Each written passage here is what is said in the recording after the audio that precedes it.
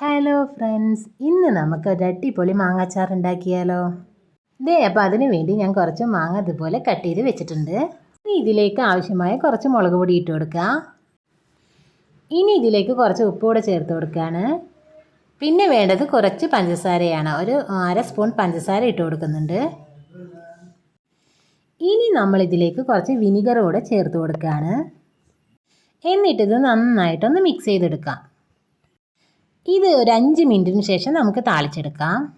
ഇതിന് വേണ്ടി ഒരു പാൻ അടുപ്പിലേക്ക് വെച്ച് അതിലേക്ക് ആവശ്യമായ വെളിച്ചെണ്ണയാണ് ഞാൻ ഒഴിച്ചു കൊടുക്കുന്നത്. എണ്ണയെല്ലാം നന്നായിട്ടൊന്ന് ചൂടായി വരുമ്പോൾ ഇതിലേക്ക് നമ്മൾ കുറച്ച് കടുക് ഇട്ട് കൊടുക്കുക. ഇനി കുറച്ച് ഉലുവ കൂടി ചേർത്ത് കൊടുക്കുകയാണ്.